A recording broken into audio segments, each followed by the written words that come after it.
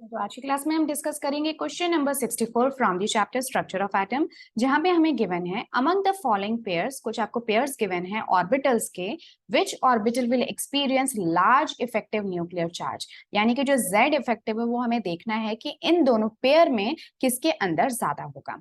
ठीक है, तो बड़ा सिंपल सा क्वेश्चन है। इसी तरह का क्वेश्चन हमने क्वेश्चन नंबर 63 भी डिस्कस किया था। तो सबसे पहले तो मैंने यहाँ पे एटम के जो एनर्जी लेवल्स है वो आपके लिए ड्रॉ कर रखे हैं। So we have this as 1 energy level, 2, 3, 4, ये सब आप जानते हो। ठीक है, इन एनर्जी लेवल्स के अंदर क्या प्रेजेंट है, सबशेल्स प्रेजेंट है। जैसे कि जो फर्स्ट एनर्जी लेवल है उसके अंदर सिर्फ एक ही सबशेल होती है, वो है एस। सेकंड की बात करें तो यहाँ पे एस और पी दोनों सबशेल्स हैं। थर्ड की बात करें तो एस पी डी, और फोर्थ शेल की बात करें तो यहाँ पे एस पी डी और एफ है। ठीक है, उसी के बेसिस पे आप इनको नाम दे सकते हो। जैसे कि अगर यहाँ पे हम फर्स्ट क्वेश्चन देखें, उसमें हमसे पूछा गया है कि जो 2s एंड 3s हैं उनके अंदर इफेक्टिव न्यूक्लियर चार्ज किस में ज्यादा होगा। तो सबसे पहले कि जैसे मैंने आपको बताया था कि Z इफेक्टिव जो है is inversely proportional to distance. ठीक है, distance from nucleus, distance from nucleus, यानी कि जैसे जैसे न्यूक्लियस से डिस्टेंस बढ़ता रहेगा इलेक्ट्रॉन का, तो जो Z इफेक्टिव है यानी कि न्यूक्लियस का जो चार्ज है, न्यूक्लियस का जो प्रभाव है वो इस इलेक्ट्रॉन के ऊपर कम होता रहेगा। ठीक है, अब देखो यहाँ पे जो हमारा फर्स्ट पेयर है कौन सा, 2s एंड 3s। तो हम एक बार इसको लोकेट कर लेते हैं इस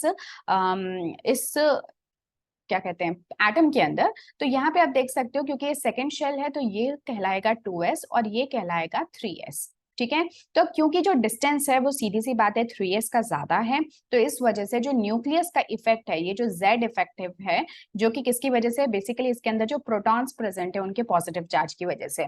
तो ये जो Z इफेक्टिव है यानी कि जो न्यूक्लियस का पॉजिटिव प्रभाव है ओवर द इलेक्ट्रॉन जिसके ऊपर नेगेटिव चार्ज होता है, वो 3s के केस में कम हो जाएगा। तो मैं डायरेक्ट आंसर्स यहाँ पे लिखना स्टार्ट कर देती हूँ। 2s पे it is more and 3s पे इट इज लेस। तो क्वेश्चन में पूछा है which orbital will experience larger effective nuclear charge, तो your answer would be 2s। ठीक है, इसी तरह से 4d और 4f की अगर हम बात करें तो लोकेट करो। देखो 4d कहाँ पर है, ये है आपका फोर्थ शेल, तो यहाँ पे ही है 4d और यहाँ पे ही है 4f।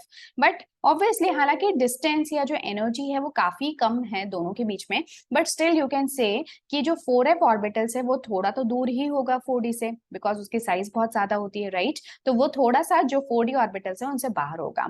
तो इस वजह से हम कहेंगे कि जो 4d है उसका इफेक्टिव न्यूक्लियर चार्ज 4d पे ज्यादा होगा देन दैट ऑफ 4f, क्योंकि 4f के साथ में न्यूक्लियस का डिस्टेंस ज्यादा है। ठीक है, इसी तरह से अगर हम 3d और 3p की बात करें तो अब 3d और 3p को लोकेट करो यहाँ पे। तो ये देखो ये रहा आपका 3p भी यहीं पे है और 3d भी यहीं पे है। तो आप देख सकते हो कि जो आपका जो p सब शेल है वो पहले आ जाता है और जो 3d है वो थोड़ा बाद में आता है। इसका मतलब 3d की एनर्जी जो है वो ज्यादा है, राइट, और डिस्टेंस भी ज्यादा है। तो इस वजह से हम कहेंगे कि जो 3p ऑर्बिटल है वो ज्यादा एक्सपीरियंस करेगा इफेक्टिव न्यूक्लियर चार्ज को। ठीक है, सो बहुत ही सिंपल सा ये क्वेश्चन था। सो आई एम श्योर कि आप लोगों ने बहुत इजीली इसको कर लिया होगा। तो ये था हमारा क्वेश्चन नंबर 64। अब हम नेक्स्ट क्लास में मिलेंगे और एक नए क्वेश्चन नंबर 65 को डिस्कस करेंगे। Till then take care and good bye.